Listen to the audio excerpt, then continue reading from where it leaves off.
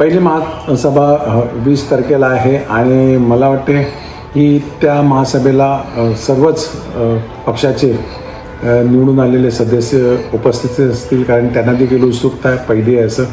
आणि त्याच वेळी आचारविचार देखील काही अधिकाऱ्यांशी किंवा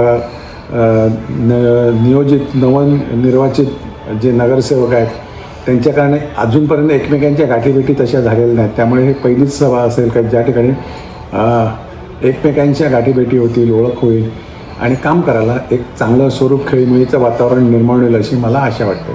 बजेट देखील लवकरच सादर होणार आहे. बजेटमध्ये काही उपाययोजना किंवा काही बजेटमध्ये लोकनेते हितेंद्र ठाकूर किंवा तत्कालीन आमदार क्षितिज ठाकूर यांच्या काही संकल्पना होत्या ज्या मॅनिफेस्टोमध्ये दिलेल्या, आम्ही लोकांना आश्वासन दिलेली होती, जी चालू आहेत, प्रस्तावित आहेत, फ्युचरमध्ये करण्यासारखी आहेत वगैरे. तर जी कामं आहेत लोकनेते हितेंद्र ठाकूर यांच्या स्वभावाप्रमाणे जे आश्वासन दिलं ते पूर्ण करायचं असतं.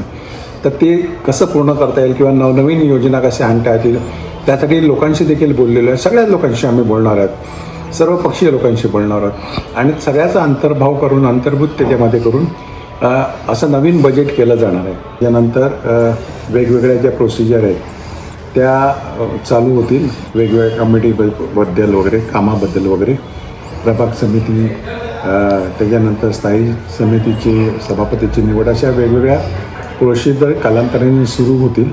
सध्या आम्ही चालू असलेली कामं, प्रस्तावित कामं, पाहणी, इनकम्प्लीट जी इतके वर्ष झालेली आहेत कामं आणि होत नाहीत त्यासंबंधी ही जी लोकनेते हितेंद्र ठाकूर आणि युवा त्या तत्कालीन आमदार क्षितिज ठाकूर यांनी जी मंजूर करून आणलेली आणि ती पेंडिंग राहिलेली होती इतके वर्ष, त्यासंबंधी आहेत. रोड आहेत, ब्रिज आहेत, रस्ते आहेत, स्विमिंग पूल आहे, त्याच्यानंतर स्पोर्ट्स कॉम्प्लेक्स आहेत, हॉस्पिटल आहे.